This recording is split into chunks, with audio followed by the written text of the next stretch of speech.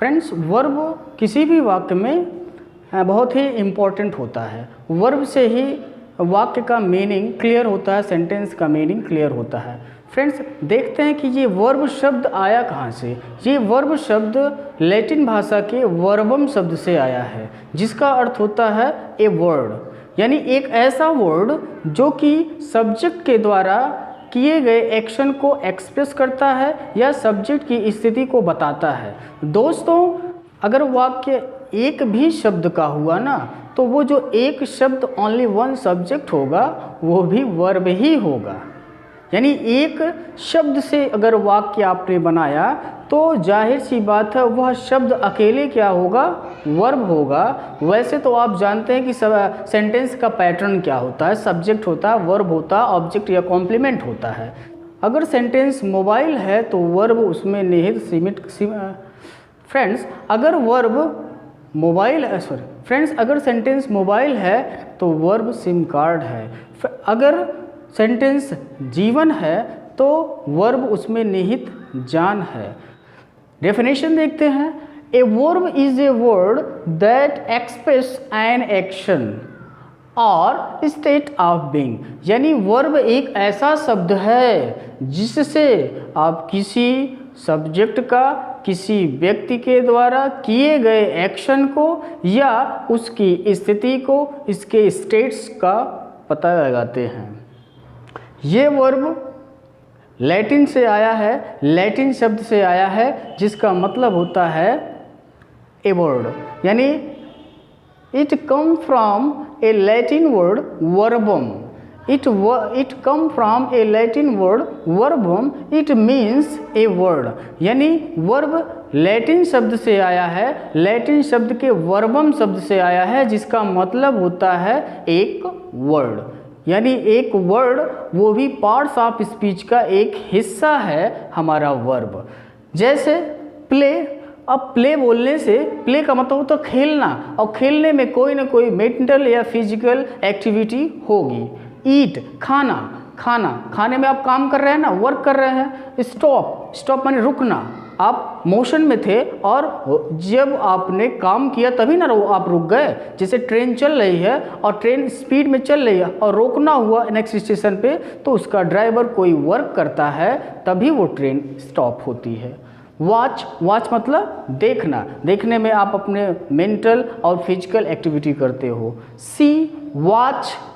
Cry होगा, cry माने चिल्लाना, जब आप चिल्लाते हो तो अजीब से एक्टिंग करते हो, रोते हो, तेज चिल्लाते हो, तो वो भी क्या है, एक्शन है।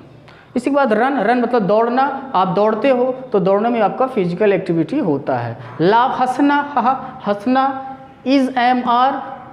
इज एम आर से स्टेट ऑफ बीइंग का पता चलता है, स्थिति का पता चलता है, समय का पता चलता है।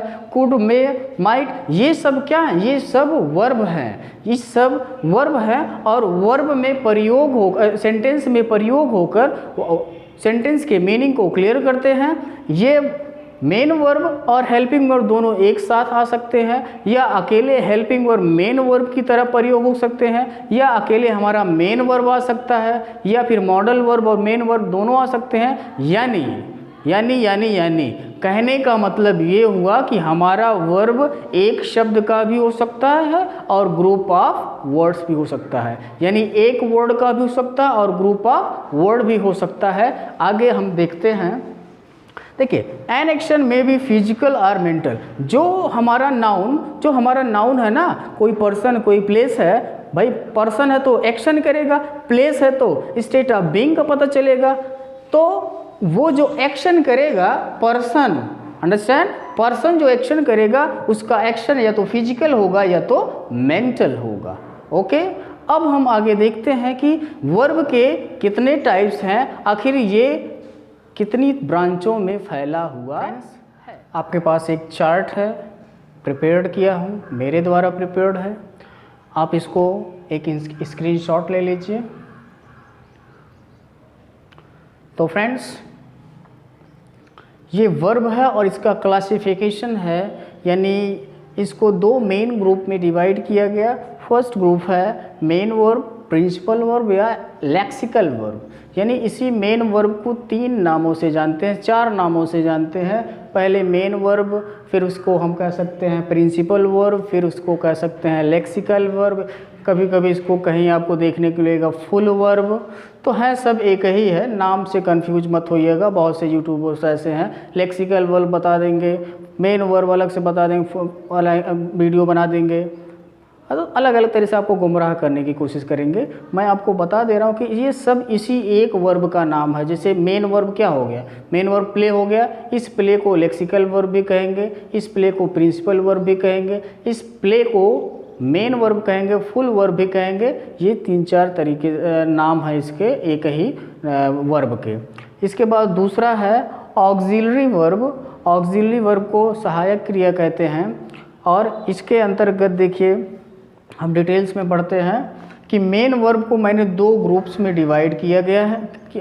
मेन वर्ब को मैंने 2 ग्रुप में डिवाइड किया है, एक फर्स्ट ग्रुप और दूसरा सेकेंड ग्रुप। फर्स्ट ग्रुप में मैंने ट्रांजिटिव, इंट्रांजिटिव और डाई ट्रांजिटिव कहा है। ये ट्रांजिटिव एक ग्रुप इसलिए बना है कि ये कुछ वर्ब अपने साथ ऑब्जेक्ट को लेते हैं, कुछ वर्ब अपने साथ ऑब्जेक्ट को नहीं लेते हैं, कुछ वर्ब अपने साथ डबल ऑब्जेक्ट भी ले सकते हैं, इसलिए मैंने इसको एक ग्रुप में कैटेगराइज कर दिया। अब सेकंड ग्रुप जो है फाइनाइट वर्ब। अब फाइनाइट वर्ब क्या है, कुछ वर्ब रूप बदल लेते हैं, यानी अपने फॉर्म को चेंज कर लेते हैं। जानते हैं वर्ब में 5 फॉर्म होते हैं ना, B1, B2, B3, B4, B5 ऐसे फॉर्म होते हैं। इन फॉर्म के अकॉर्डिंग मैं इसको 2 ग्रुप में डिवाइड कर दिया, 2 पार्ट में, फाइनाइट और non finite.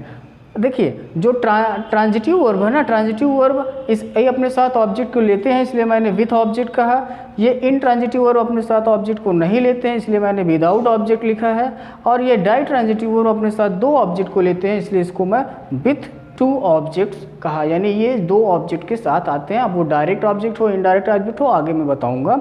Finite verb change its form. Finite verb अपना फॉर्म चेंज कर लेता है, यानी अपना रूप परावर्तित कर लेता है, बदल लेता है। किसके अकॉर्डिंग, सब्जेक्ट के नंबर, पर्सन और टेंस के अकॉर्डिंग अपना रूप चेंज कर लेता है। बड़ा दलबदलू है, नेता की तरह है, अपना रूप बदलता रहता है, जिसका सरकार उसकी तरफ जाके मिलने लगता है। और लेकिन ये जो नॉन फाइनाइट वर्ब है ना, वो अपना रूप कभी नहीं बदलता, एक कांस्टेंट बना रहता है दृढ़ इरादों के साथ। जैसे हम लगे हुए हैं कि अंग्रेजी सिखा के रहेंगे आपको, ठीक इसी तरह से ये भी अपने पक्के इरादे के साथ लगा हुआ रहता है, कभी भी अपना रूप बदलता नहीं। इसके बाद ऑक्सिलरी वर्ब देखिए, प्राइमरी ऑक्सिलरी है, मॉडल ऑक्सिलरी है और हेल्पिंग वर्ब है। हेल्पिंग वर्ब है। ठीक इसी तरह से देखिए एक लिंकिंग वर्ब भी होता है कि जो प्राइमरी ऑक्सिलरी है वो उसके 3 फॉर्म है, बी फॉर्म, डू फॉर्म, है फॉर्म। बी फॉर्म को इज, एम, आर, आवाज वर बी फॉर्म होता है। Do form do, does, did do form होता है। और है फॉर्म हैज़, हैव, हैड होता है। इसके बाद मॉडल ऑक्सिलरी में आएंगे can, could, may, might, should, would, ये सब मॉडल ऑक्सिलरी में आएंगे। और मॉडल नॉन फाइनाइट के अंतर्गत 3 होते हैं। नॉन फाइनाइट के अंदर इन्फिनेटिव, जो कि वर्ब की फर्स्ट फॉर्म के पहले टू लगाने से बनता है। जीरन वर्ब की फर्स्ट फॉर्म में आईएनजी जोड़ने से बनता है, यानी वर्ब का जो है आईएनजी फॉर्म यूज़ होता है। इसके बाद पार्टिसिपल हैं। पार्टिसिपल 3 प्रकार के होते हैं, प्रेजेंट पार्टिसिपल, पास्ट पार्टिसिपल और परफेक्ट पार्टिसिपल। प्रेजेंट पार्टिसिपल में हम क्या करते हैं, वर्ब की फर्स्ट फॉर्म में आईएनजी लगा देते हैं। और पास्ट पार्टिसिपल में हम वर्ब का थर्ड फॉर्म यूज करते हैं। और इसी तरह परफेक्ट पार्टिसिपल में हम हैविंग के बाद वर्ब की थर्ड फॉर्म लगाते हैं, हैविंग प्लस वर्ब की थर्ड फॉर्म। तो दोस्तों ये था एक ओवरव्यू पूरे वर्ब का। अब हम इसको एक एक करके डिटेल्स में पढ़ेंगे और अपने ज्ञान को, अपने जो है बुद्धि को बढ़ाएंगे, विवेक को बढ़ाएंगे और अंग्रेजी। पहला वर्ब है transitive verb. Transitive verb main verb के अंतर्गत आता है। और ट्रांजिटिव वर्ब क्या है इसको देखिए। सपोज दैट जब सब्जेक्ट कोई एक्शन करेगा तो उस एक्शन का प्रभाव किसी ना किसी पे तो पड़ेगा ही, जिस पर पड़ेगा उसी को हम ऑब्जेक्ट कहते हैं। और उसी ऑब्जेक्ट को अगर वो लेकर, यानी जो वर्ब अपने साथ ऑब्जेक्ट लेता है, जिसे ऑब्जेक्ट की ज़रूरत होती है, वह क्या होता है, ट्रांजिटिव वर्ब। डेफिनेशन देखते हैं। A transitive verb is a verb that requires an object to receive an action. यानी ट्रांजिटिव वर्ब एक ऐसा वर्ब है जो अपने साथ ऑब्जेक्ट को लेता है। क्यों? क्योंकि जब सब्जेक्ट उस वर्क को करेगा, यानी वो एक्शन को करेगा, तो उस एक्शन का प्रभाव जिस पर जाएगा वही क्या होगा, ऑब्जेक्ट होगा। अर्थात ऐसे वर्ब जो अपने साथ ऑब्जेक्ट को लेते हैं वे वर्ब कहलाते हैं ट्रांजिटिव वर्ब। एग्जाम्पल देखते हैं, द किड्स लाइक चॉकलेट, यानी बच्चे क्या पसंद करते हैं, चॉकलेट पसंद करते हैं। अब सपोज दैट अगर इसमें से हम चॉकलेट हटा दें, यानी ऑब्जेक्ट हटा देते हैं, तो इसकी मीनिंग कंप्लीट नहीं होगी। द किड्स लाइक, बच्चे पसंद करते हैं। अब क्या पसंद करते हैं, आपके दिमाग में ये स्ट्राइक कर रहा होगा, ये क्वेश्चन पिंच कर रहा होगा, आखिर क्या पसंद करते हैं। तो उसी मीनिंग को कंप्लीट करने के लिए ऐसे वर्ब अपने साथ ऑब्जेक्ट को लेते हैं। मोहन हेल्प्ड, मोहन मदद किया। हेल्प मी, मोहन मेरी मदद किया। यहाँ भी एक ऑब्जेक्ट है, वो भी इनडायरेक्ट ऑब्जेक्ट है। Neha bought some books, Neha ने कुछ किताबें खरीदी। अगर हम कुछ किताबें हटा देते हैं तो आएगा नेहा ने खरीदा। क्या खरीदा, ये सेंटेंस अधूरा हो गया। इसी सेंटेंस को पूरा करने के लिए हमारे पास है सम बुक्स। क्लियर, ये एक ऑब्जेक्ट है। तो इन शॉर्ट हम कह सकते हैं कि ऐसे ऑब्जेक्ट जो अपने साथ ऑब्जेक्ट लेते हैं उन्हें ट्रांजिटिव वर्ब अब कहते हैं। दूसरा जो मेन वर्ब का फर्स्ट ग्रुप का दूसरा जो वर्ब है वो है इनट्रांजिटिव वर्ब। अब नाम से ही क्लियर हो गया है कि अगर ट्रांजिटिव माने जो अपने साथ ऑब्जेक्ट लेते हैं, तो इनट्रांजिटिव तो इसका बिल्कुल अपोजिट है। अपोजिट है तो मतलब ये अपने साथ ऑब्जेक्ट नहीं लेता। डेफिनेशन देखते हैं, an intransitive verbs is a verb that not requires any object, यानी ऐसे वर्ब जो अपने साथ ऑब्जेक्ट नहीं लेते हैं वो इनट्रांजिटिव वर्ब कहे जाते हैं। एग्जाम्पल देखते हैं, दे जम्प्ड, वे उछल गए, वे कूद गए। शी स्माइल, वह हंसती है। नेहा क्राइज, नेहा रोती है, नेहा चिल्लाती है।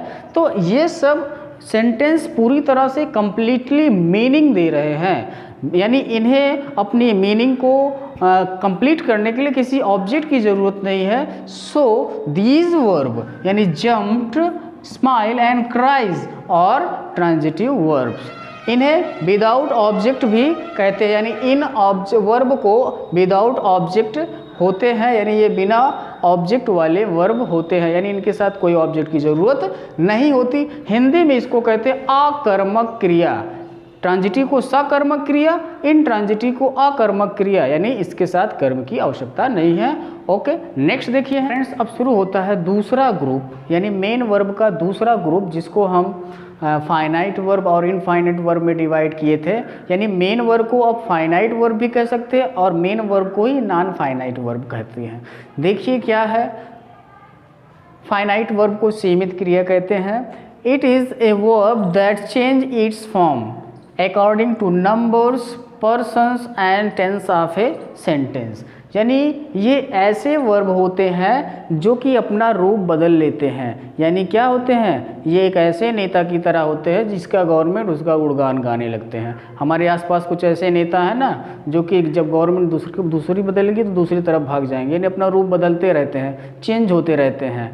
ये क्या होते हैं कि जब पर्सन अधिक हुए यानी सिंगुलर से प्लूरल हुए तो वो क्या करते हैं, अपना रूप भी बदल लेते हैं। जब नंबर्स चेंज हुए तो भी वो अपना रूप बदल लेते हैं। ऐसे टेंस बदला, समय बदला, यानी किसी का समय बुरा आ गया तो उसका साथ छोड़कर नए जिसका समय अच्छा होता है उसके साथ हो जाते हैं। ये एक एग्जाम्पल है, देखिए, it is a verb that change its form according to numbers, person and tense of a sentence, किसी सेंटेंस के नंबर, पर्सन और टेंस से प्रभावित होकर अपना रूप बदल लेते हैं। ऐसे वर्ब को कहते हैं हम फाइनाइट वर्ब।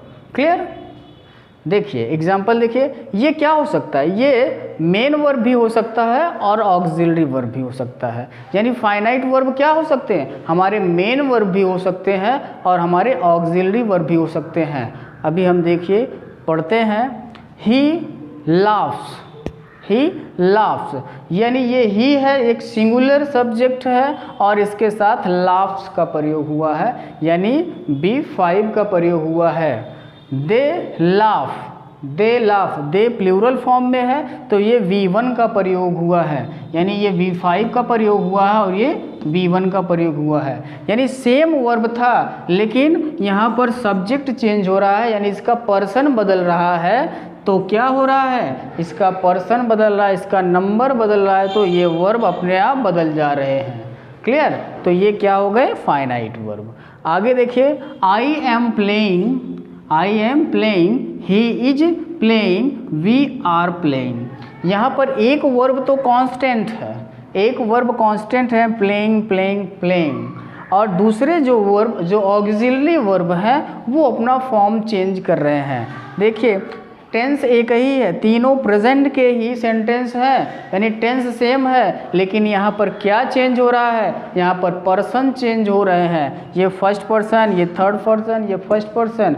नंबर्स चेंज हो रहे हैं, first person singular number, third person first person singular number, first person plural number, third person singular number, ये चेंज हो रहा है। तो देखिए वर्ब चेंज हो रहा है, यहाँ आई के साथ एम लग रहा है, ही के साथ इज लग रहा है और वी के साथ आर लग रहा है। क्लियर? आई होप आपको समझ में आ रहा होगा। अगर समझ में आ रहा होगा तो लाइक करिए और शेयर करिए, सब्सक्राइब करिए। You were A doctor, you were A doctor, यहाँ पर यू के साथ वर लगा और यहीं पे आई वॉज ए स्टूडेंट, आई के साथ वॉज लगा।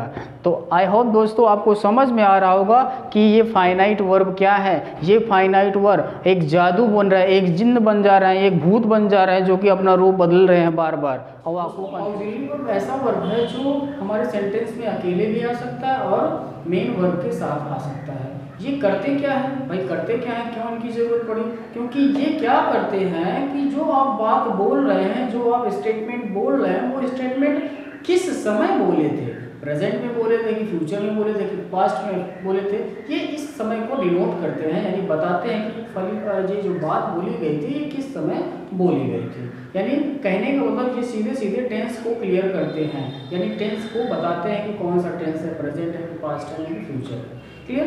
कुछ ऐसे ऑक्सिलरी वर्ब है जो स्पेशल वर्ब भी कर सकते हैं। चलिए देखते हैं।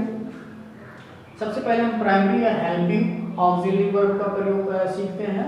डेफिनेशन देखते हैं। ए हेल्पिंग वर्ब और primary verb is a verb, यानी एक हेल्पिंग वर्ब या प्राइमरी वर्ब एक ऐसा वर्ब है जो कि कम्स बिफोर मेन वर्ब और comes alone in A sentence, यानी कभी कभी मतलब मेनली ज़्यादातर मोस्टली क्या होता है, मेन वर्ब के पहले आते हैं और कभी कभी ऐसे सेंटेंस आ जाते हैं जो कि अकेले आते हैं ये।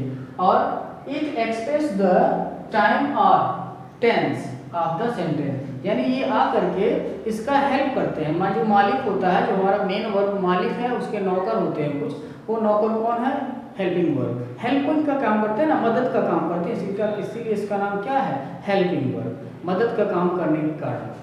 चलिए सेंटेंस देखते हैं। जैसे एग्जांपल में is, am, are, was verb, has, have, had, will, shall, do, does, ये सब क्या है, ये सब हेल्पिंग वर्ब है।